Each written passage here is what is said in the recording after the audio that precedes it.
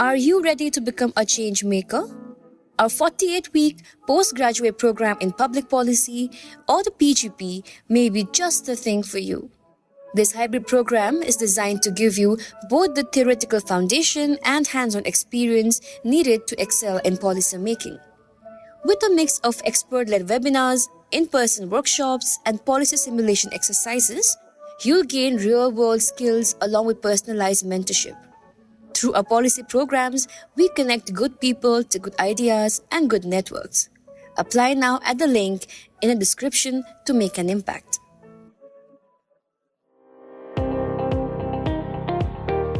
Welcome to All Things Policy, a daily podcast by the Takshashila Institution. We are a bunch of policy nerds based in Bengaluru, and we like bringing fresh perspectives to Indian affairs and Indian perspectives to global affairs. So grab a cup of coffee, sit back, and join us for today's chat. Hello and welcome to this All Things Policy podcast. And today I have with me Pravar Choudhary from Bengawalks, and I'm Sowmya Prabhakar, COO at the Takshashila Institution, in conversation with Pravar. And in fact, today, welcome to the walk that we will take you through Bangalore via this podcast with a public policy view on things. So here, every street in Bangalore probably has a story to tell. And of course, our Bangalore transport is a game of chance.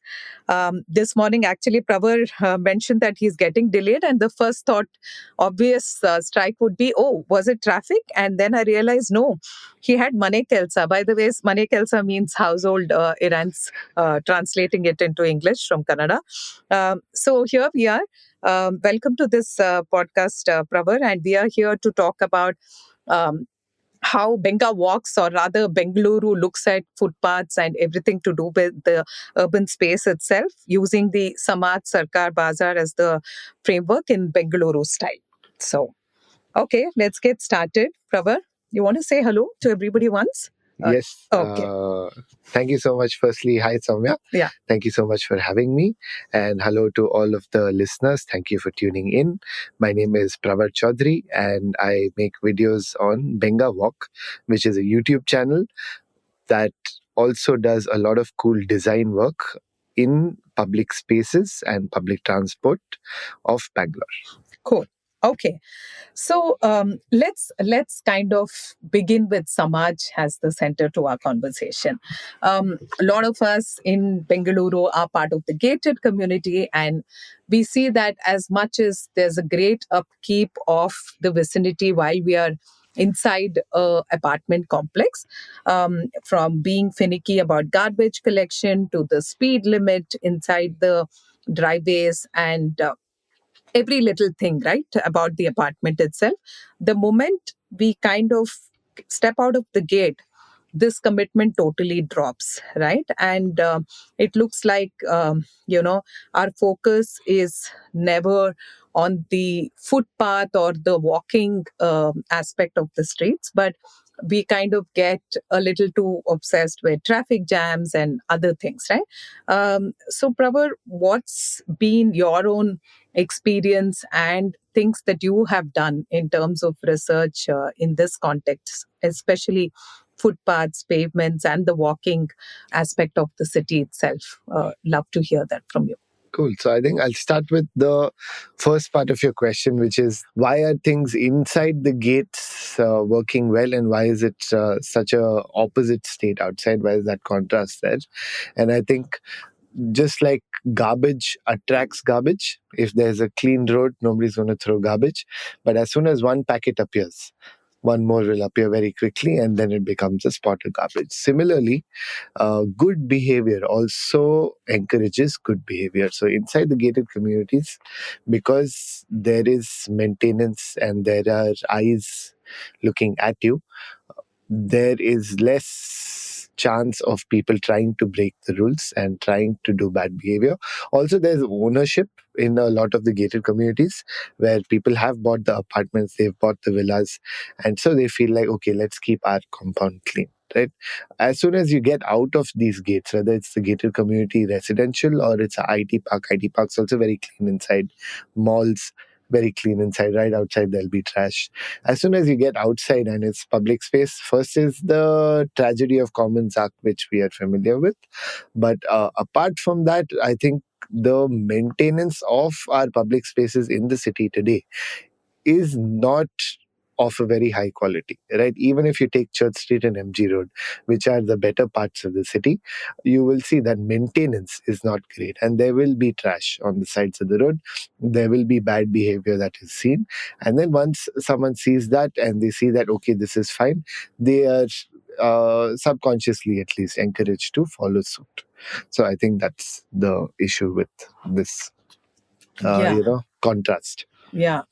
Makes sense, something relatable for all of us. But I think the trade off is huge, right? I mean, just the fact that we care least about our spaces outside our homes and the gated communities, I feel we have such an apathy towards elders and people who are senior citizens or even children who otherwise would have probably walked closer distances, not even stepping out of homes. I hardly see them around. A lot of youngsters hang out, but if you look at an age bracket which is more vulnerable to a fall, and I mean, kids also, they can't be left alone because an adult needs to accompany them. I feel we cheat them from having that space to walk out, have a social life, or even engage outside, which could be a park outside that they need to get to. And there's so much of friction points of thinking, okay, you need to be assisted by somebody to get them to a place of entertainment or a daily routine for exercise. So I feel the trade offs in terms of fitness, just your social interactions, is a huge cost to the society. So, how do we kind of negotiate and work around this? Or is there a way that we can possibly fix? So this is a big loss. I fully agree with you. I grew up in Bangalore. You've also spent a lot of time in Bangalore. Um, when I was a kid, it was very easy and very safe for me to walk back from school from like sixth standard onwards, right? And now I fully agree with you that it's a dreadful situation in terms of safety. And this is not safety from like other human threats, It is more safety from infrastructure and from vehicles, actually.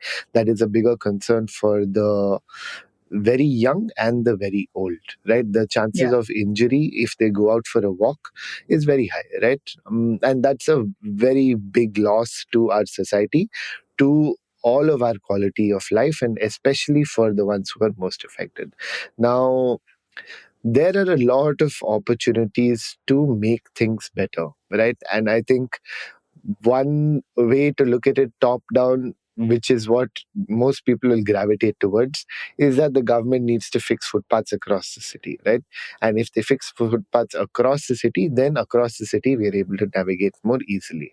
But it's a really big city, and it is a very disorganized city right now. Getting simple things done is difficult.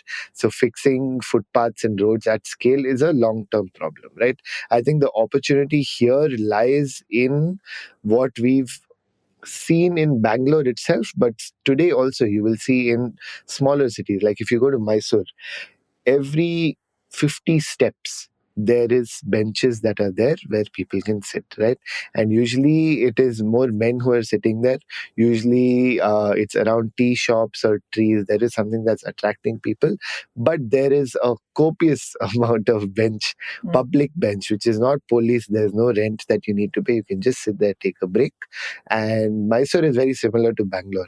Once you go towards North India, where the climate is more extreme, you will also see many opportunities where they have created simple shade and created a place for people to rest, because that climate requires anyone who's going for a walk to take a break, right? So as soon as you start seeing the city from a human perspective, automatically these infrastructure will appear, right? But the problem with Bangalore is right now, one is it's seen as a very we don't see it as a city, we see it as plots, right? This is my gated community. What is happening outside is not my problem. This is my IT park. Outside is not my problem. So that junction between the gated community and the IT park, where there could be really nice infrastructure and where there is already a tea shop for sure, these details are missing, right? And it's about, you'll notice this everywhere, right? Around a bus stop, you'll see tea shop. Around gated communities where cabs are parked, autos are parked, you will see tea shop, snack shop, or organically appear, right? But we hesitate to acknowledge them, to formalize them, and therefore we don't create infrastructure around them, right? It's seen as a place where people go to smoke, so it's frowned upon. It's seen as, look, boys and girls will go and do romance over there, so it's frowned upon.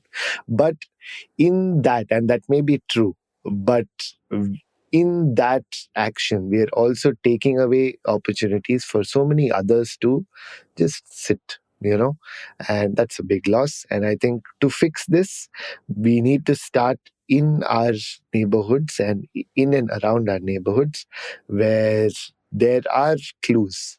It's just about doubling down and building that infrastructure. It takes 4,000 rupees to make a bench, right? You need one granite slab and few cement blocks. And I was in Mysore recently, 2 weeks ago, and I couldn't stop noticing the number of benches of this form, right? Very simple, but it's there, it's welcoming, and people are sitting there. So I think you'll see it in Bangalore. So steps to a building can be considered public space. A lot of these temple trees, the kattes, which they call, right? In Bangalore, the trend is to now fence it up so that people cannot access it. And the intent behind fencing it up is we want to avoid garbage, or we want to avoid drunks, etc., from going there, right? Sure. But whom are you cutting off from that space is also something to think about. And can you design a system where you allow for the 90% of good actors to use this space while keeping away the 10% of bad actors? It's possible. It's a simple design problem, and it has been solved everywhere, including in Bangalore. But it's just that we need to start looking at it again from that perspective of welcoming people instead of chasing them away with a stick. That's interesting. In fact, I struggled a lot while my children were really young. The challenge was, while I used to have a stroller and I meant to use the footpath, a lot of times it lacks the ramps that step in and step out. I wouldn't mind there is a gap because there's a gate of a particular independent home or something like that. But just that you need to pick this up all the time, put it down again. In 3 steps, you're going to put this back again. Used to make it so tedious that I realized it's better to carry this child and walk around, right? And after a point, you're tired. And then you're like, okay, forget it. Stepping out is not a big deal. We'll just do it. It's a deterrent in many ways, right? So, for a lot of people, I would say this struggle, and also with the parks, there used to be a weird timing where they would close most part of the day. And I'm like, children don't sleep like the way you think it is meant to be. They want access to these things. And a public park is closed most part of the day. And then they're of this opinion that the youngsters will come and lurk around and they can't manage. But I'm like, you have a person who's appointed to kind of have the upkeep and other things done. He's paid for that job. So, as long as they're sitting and chatting, and otherwise you should still be okay with it. But if anything otherwise, which is a problem to them, they should be able to sort this out, was my biggest grouse. So I think genuinely people end up not going to places because of these constraints. It's a really good example, and it's still the case even after multiple attempts from the BBMP themselves to open up the parks for the majority of the day. Still in action, many parks are closed, at least in my area. And it's this, youngsters are going to come do drugs or do, you can solve that problem, right? And the cost of not solving that problem is borne by everyone else who would like to take a walk in the park at 11 o'clock in the morning, because it's my park, right? Why am I not allowed to use it? So yeah, it's a shame. And it's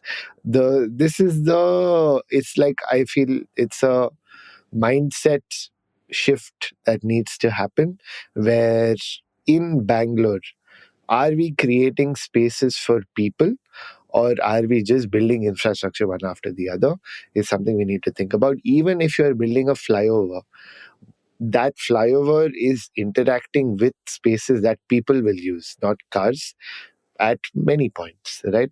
And all of this can be designed to be beautiful and welcoming, or it can be designed to be very hostile and to keep life away, right? And that's a choice we have to make. We've already built so much. One of the things that irritates me a lot is how our parks are fenced up all the time, right? Instead of having a 10-foot high fence, I feel that it would be much better urban design to have like a 3-foot wall where people can sit. It keeps out like uh, animals and vehicles and all of that, but people can sit along the edge of the wall, and your line of sight is clear. So if anyone is doing something that's wrong inside the park, everyone can see them clearly, and by virtue of that, they are not going to be comfortable doing drugs in the middle of the park. That is fully visible, right? With simple things like just street lighting, you can solve this problem, right? If people who want to do shady things look for corners, they're not going to do it in the middle where everyone can see them. So if you just light it up well, right, automatically you have made it safe for everyone, also accessible for everyone. I was in Hyderabad recently, and this is one more very Bangalore problem. In a lot of cities in India, because the weather is so harsh in the summers, they are open in the night because that's the only time people can get out. In Ahmedabad, Hyderabad, you would have seen this, right? Night indoors, right? Mumbai doesn't even sleep. Mumbai is an exception. You take these, roughly tier 2 cities, tier 3 cities, they're all going to eat chaat at 10 o'clock in the night because it was too hot till 8 o'clock. And now it's time to go out, right? And shops are open till 2, 3 in the morning. In Hyderabad, I've seen parks that are fully lit and open at 10 in the night and full of people inside, right? Why is Bangalore not doing this, right? Our weather is nice. So they are okay with people going in that morning, right? And there are many other actors. We'll talk more about other stuff. But I think just by thinking that, hey, I want this place, like people to use this place, so I should do this from a design perspective, can improve the quality of our life and quality of our third spaces a lot. And it's a mental shift that needs to happen on the policy side. Absolutely. And just another example in the same context. So there's a forest area right opposite to where I live. And for the longest time, we had access to walk into this space for morning walks. And they would close by about 11. And then again, after 4, you had access. And then suddenly they decided during COVID, some research aspect of the thing came in. And then they said no more access to public. And then we were curious. So a bunch of us who are regular, people who walk or jog there, we went and asked, and they said the forest department now has appointed a new person and he wants it this way.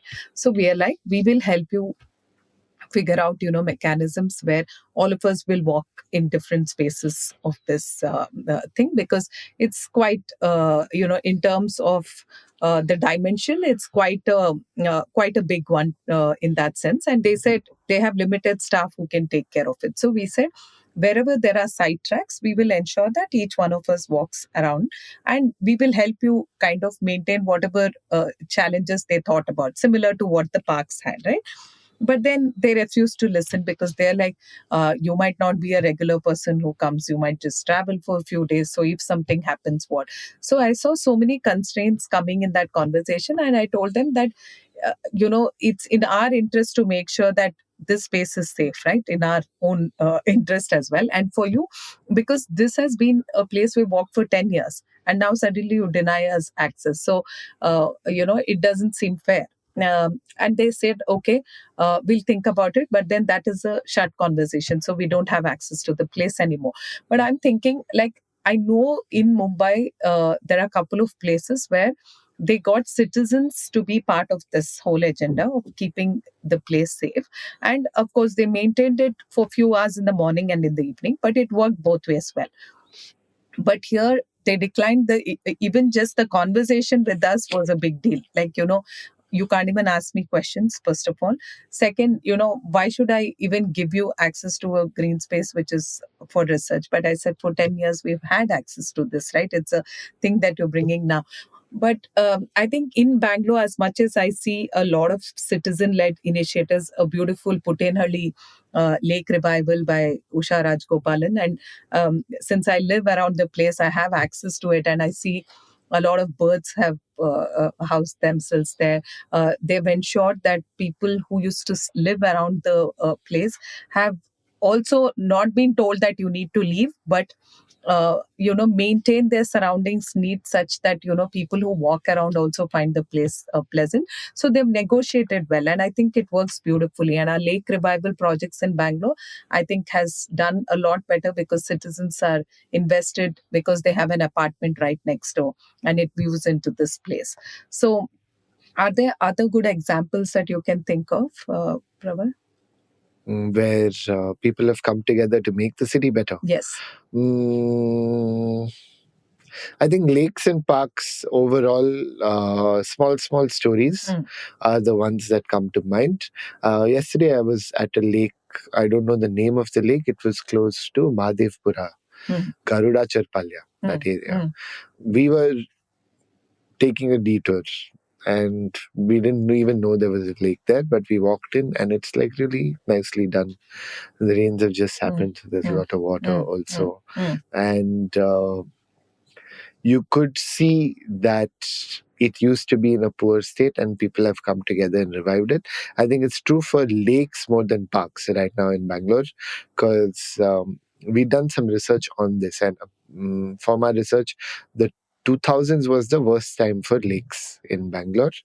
And in the last 10 years, where the locals have been able to come together, lakes have seen significant improvement.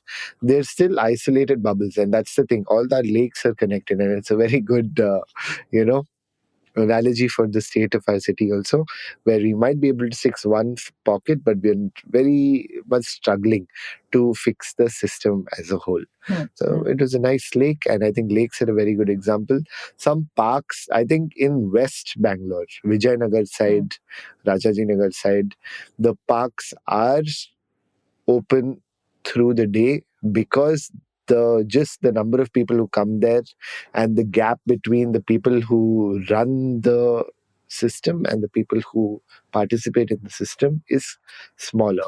Whereas where I stay in Ranagar Tipsandra, I feel the gap is more, right? Between the government and the people. So in our side, many parks are still closed. Parakamikas who clean the whole area have lunch sitting outside the park, which they only clean, right? Instead of sitting on the bench. It's a shame.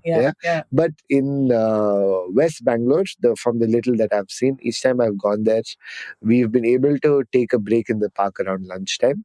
Few times. So, these are some examples.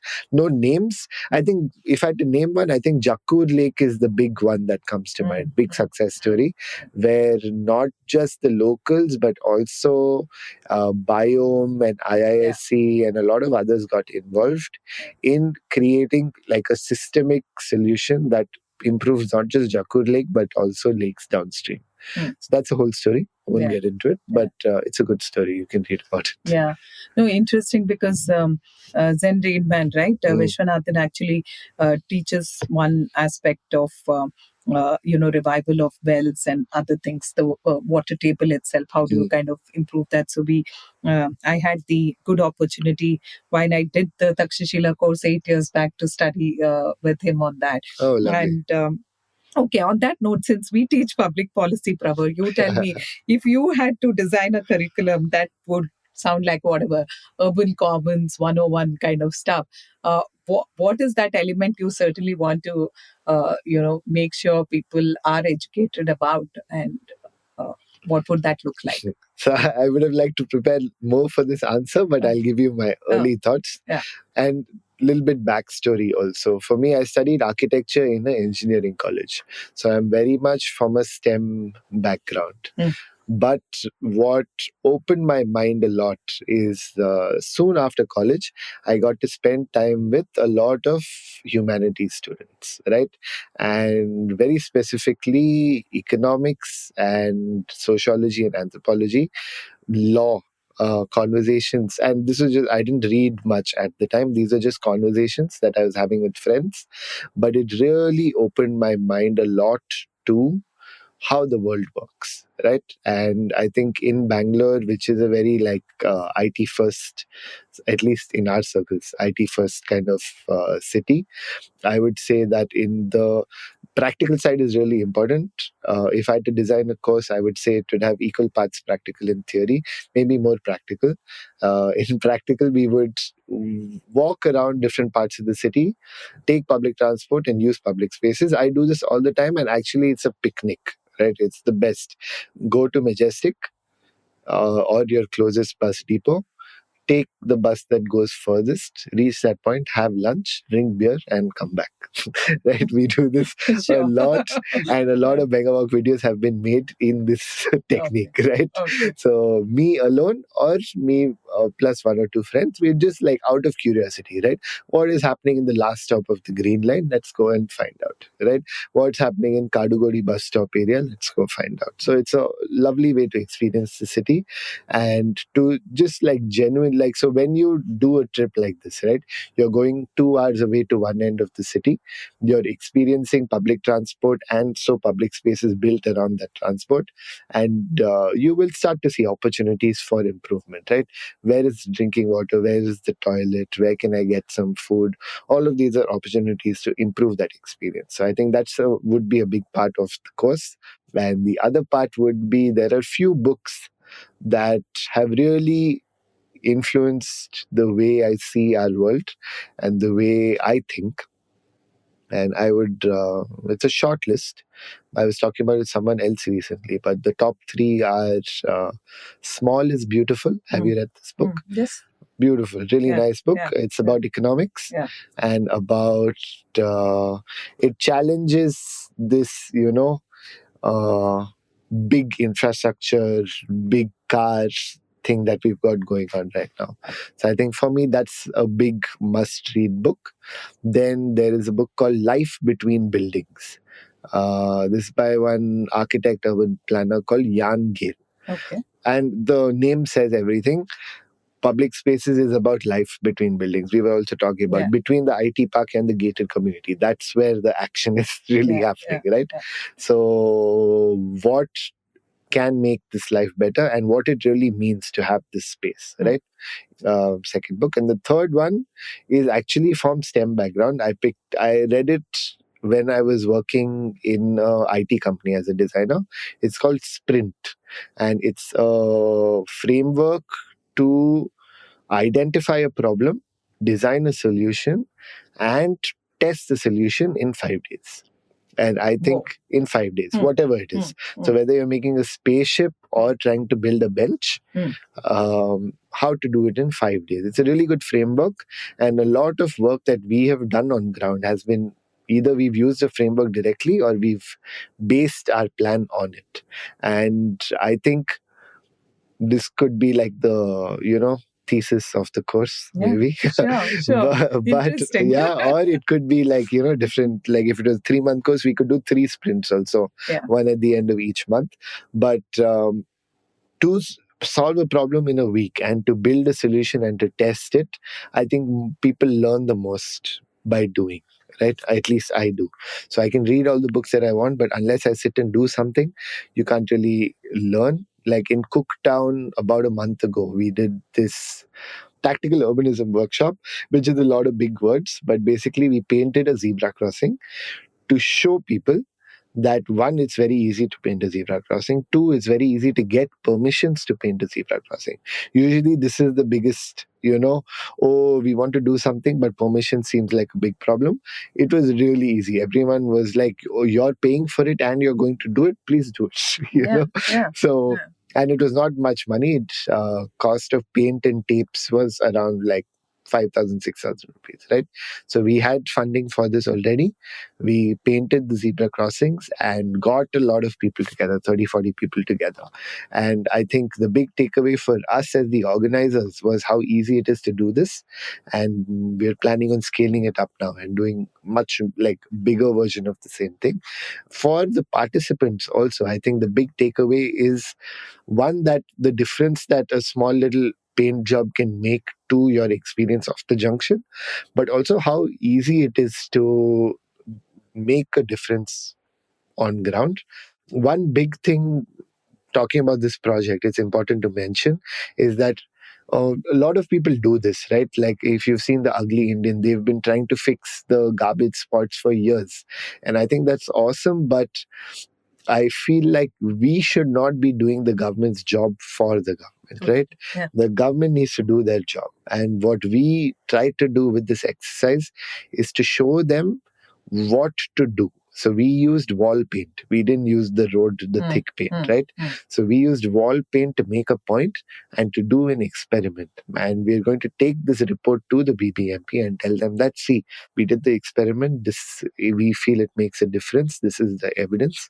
Now you need to come and do it properly, and you need to fix all the other things around this infrastructure to make it work.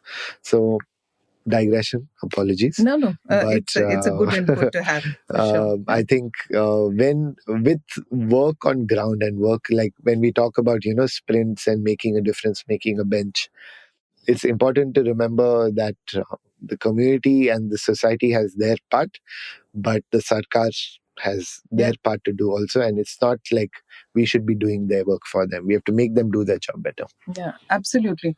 Now, a similar thing or an experience would be with parking spaces, right? A lot of times I've seen, even here on Church Street, what happens is while I park and come here, sometimes there are people who have exactly parked in a perpendicular way and you can't get out.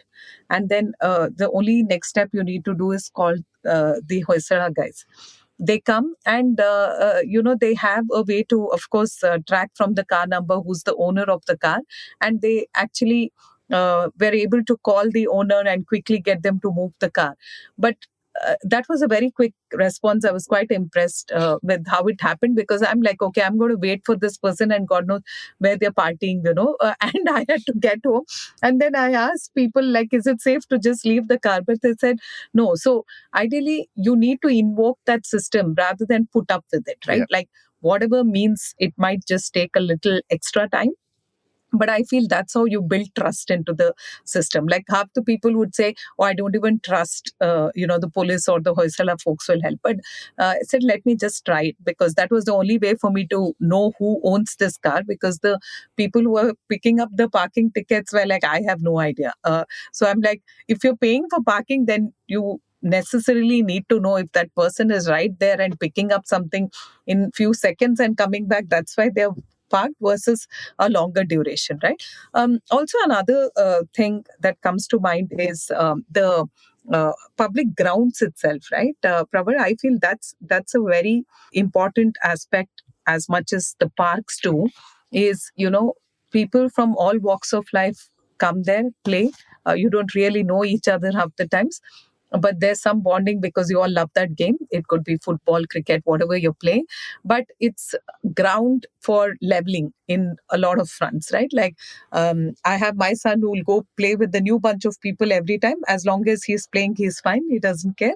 He makes new friends. And half the times it's just the spirit of playing, right? So I feel even the public grounds, for that matter, I don't see them enough. There are a lot which is owned by schools and other places, but not necessarily in the context of, people of a particular locality having access to something like this. So I really would love to see more women as well there. I do see a lot of young men playing all of these things, but I see very few women there. So those are also things I would love to see our city kind of embracing more towards.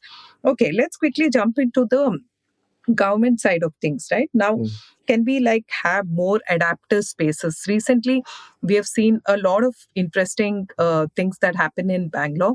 It could be BIC, the Bangalore International Center. It could be the Cubbon Reads, but a whole lot of things that happen where we've got the confidence that public spaces can be used, and you can build a nice community of people with certain interests, and you can do your thing, not necessarily bothering others, but you get a bunch of people to feel good about whatever that experience is. So do you think we are kind of overwhelmed with too many of the heritage buildings and we don't know what to pick and choose or what to let go of?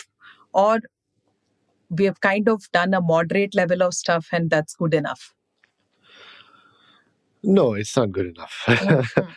I'm also very nostalgic person, a bit of a hoarder. So I really like old stuff. And we've lost some beautiful buildings and we are not taking care of the ones that are here. I think Sabha is a very good example of what can be done, and you see this all over developed countries, especially Europe, where they've taken 1,000-year-old buildings and kept the essence while making it modern and usable. Bangalore needs to do more of this. We have a lot of opportunities, and before we fully get a grip on it, we'll lose a lot. I think for me, my favorite era of buildings is 60s to 80s, the modern architecture style that was there, big influence from the Nehruvian era.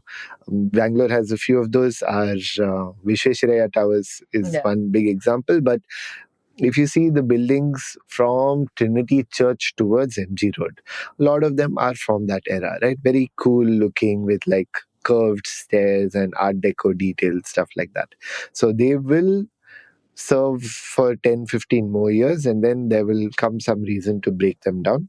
And it would be cool if we could save them. Another set of nice buildings that I've seen in Bangalore is on Old Airport Road. If you're coming from roughly just after the HAL airport, some buildings start. There are some really old apartments that come all the way towards Diamond District. Then after Diamond District, it's again Domlu to Panali.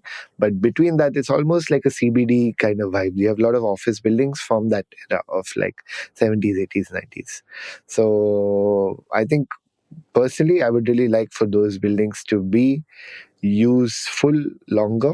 But I'm optimistic. I don't think it'll happen. I don't think it'll happen. We don't that value for heritage and that appreciation for, art and architecture. It's not a common thing, right? And not everyone gets it. Even if we get it, we don't value it, and it's easier to break something and build something new than it is to save something. And this is true of all construction. At least the predominant style of construction right now is to break it down and build on top again, right?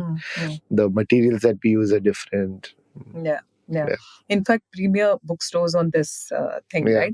So even the place we are all housed here is a beautiful cobble street. I mean, probably we take pride in the only street that's a cobble street in Bangalore, and hope for more from this street in terms of having benches, like you said, or even those live music kind of things, with the nice texture of being able to walk without having people honk behind.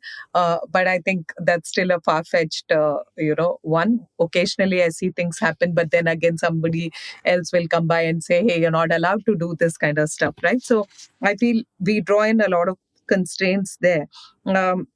But also slowly moving into your A to B little video that I saw, Pravar. I like the experiment of trying to see getting from point A to B.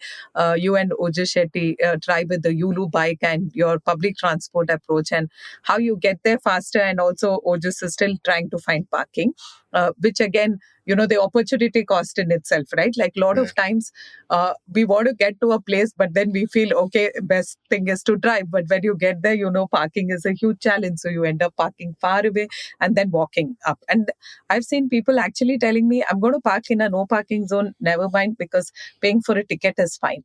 That's the level of, negotiation that's happening. So just wanted to understand from you, are there other experiments that you've done which are like little experiments like this that give like a nice insight into how the city is operating? Because I would have imagined that you would be delayed, but I was pleasantly surprised that you got there first. It makes me think that maybe I should also do more of these things. So just giving a little more confidence to people who have shied away from it because of an assumption. Right. I think a big part of our life, at least my life and the Bengawalk team, is to do experiments like this all the time. Because of our work, we have to travel across the city often. And it's always good to check and see whether your mental model matches reality. A lot of factors in this. And with the A to B race also, if we had done it at a different time and if I'd caught a different bus, I wouldn't have won. If someone else was driving the Yulu and it wasn't Ojas, I wouldn't have won. Okay. But I think good one that comes to mind is how far people feel Magadi Road is from here, whereas how far it actually is. There's a really nice theatre, a few in Magadi Road, and they play Kannada movies for 100 rupees. So I have started going there more often, and I was telling my friend, it's Thursday, whatever, let's waste some time. We'll go in the evening. And she has a Nano, small car, and she drives everywhere. She's a lawyer, so she has to go to court. She has a lot of documents, big files. So she's one of the few people for whom driving makes sense. Although I'm not a fan of cars, I allow, I accept her choice. So to her, Magadi Road is some distant planet. Some distant planet, but actually it's 10 minutes by metro. And so we went, we watched the movie, we came back, and she couldn't believe how close it was, because to go by car from here is genuinely tedious, right? You have to cross the whole majestic area, then get to the other side. I don't even know. So I think it's good if you have if your lifestyle allows for it and you have the time and the leisure to try different options and not get boxed in, to retain a sense of adventure. And I recommend this to my friends and family. A lot of them don't have the patience for it anymore, and genuinely the experience, like some experiences can leave people like, I never want to try this again, right? It's a shame, especially with buses. That's happened a few times. So I'd like to encourage people, and once in a while someone gets radicalized. But it's a long way. I think the system also has to do its part, right? More people will use the bus if the bus stand looks good. So let's move on to how, is there even a conversation that's happening between, say, the local BBMP, BMTC, BWSSB? Because every road you kind of step into, which overnight is dug up, and then next morning you see that you can't even take that road, approach road, right? So is there a conversation, or it is in its own silos, and that's why we have this mess? What's been your experience? So I mean, it's a fact, not much experience here. It's a fact that they don't talk much to each other. Their hands are full with their work. They're understaffed, and they don't have the budgets or the systems that allow them to do their own job right now, right? This is a generalization, but it's true for most of our parastatals. And there is no system where they are supposed to come together, or a system that is designed to bring them together, right? So there is no quarterly meeting, there is no online portal, there is no reason for them to meet other than their own motivations. So therefore they don't meet. And there have been many attempts at fixing this. There are many more that people are talking about. And till that happens, there is a massive disconnect. Rarely will people know what the other department is doing. Scale of the city is also huge. Everything is centralized. So to figure out what's happening, also you need to go usually to the head office of the department to understand, right? It's not a ward level solvable approach. So yeah, it's a shame, but it's like that. Okay. So then let's just move to the Bazar context, right? How are markets playing out? So we have enough malls around us, but looks like let's get to the NGF conversation, Correct. Pravar. So yet another mall, or are we also negotiating enough with the infra projects that's coming around saying, okay, let's also think about having walkable tracks and maybe, like we said, the benches to kind of support for people to be outside. What is the conversation there?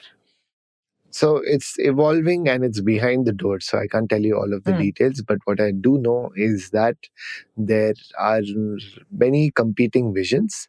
And the one that I've heard the most about, or at least related the most with, was to retain the old factory buildings and turn them into some kind of museum, which is great, right?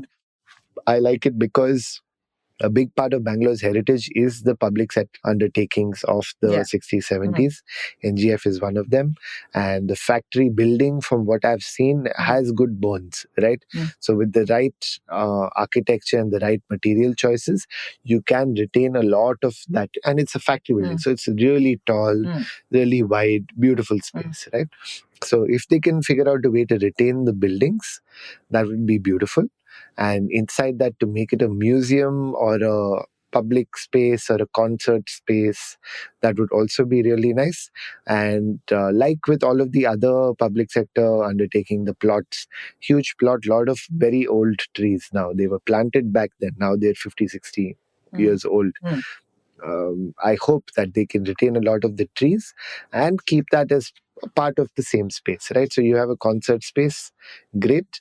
Around that, you have a lot of greenery where concert people can spill over or some other parallel activities can happen. Or it could be like a Cubbon Park for East Bangalore. It's right next to the metro station already. It's got access from multiple sides. So it could be really lovely space, but that is the ideal solution. There are many non-ideal possibilities. Also, I have not heard of a mall yet. I hope that a mall doesn't happen. Mall would be boring. Something public facing, something without a entry gate, entry fees, that would be really nice. And the form it could take is, they wanted to make Skydeck over there at one point. That is moved. Now Skydeck is coming closer to wherever the second airport would come. Okay. So cool. But with NGF, if it could be like a Cubbon Park for East Bangalore, I think that's a big win for a lot of people. Great. So also, just on a closing note, street art is something that surprises me once in a while. So I know that those are good talking points about the city. I love the Malleshwaram tracks, very relatable. Young girl with the jasmine flower, very textured towards how Malleshwaram has its old Bangalore kind of essence to it. So I'm just hoping we'll have more of these pleasantries coming into Bangalore with the Bengawalks folks and all of us are part of this game. So thanks, Pravar, for being on this conversation. I think we touched upon all aspects. I don't know what people would make of this conversation. People who are contemplating whether to come to Bangalore, I don't know what we've said. But for people who are there, how to better participate in this, from gated communities to public nightmares, I think Bangalore has a lot to offer, from interesting dosas to our beautiful lake revival activities as well. But I think you've helped us kind of read through this city a little better. And I think it's time for all of us to slow down, do small experiments like you folks do, and reclaim this city of us. So thank you so much for being here. Hey, thank you so much. If you liked our show, dive into Takshashila's research on technology, strategy, and economic affairs. Check us out at our Twitter handle @TakshashilaINST or our website takshashila.org.in.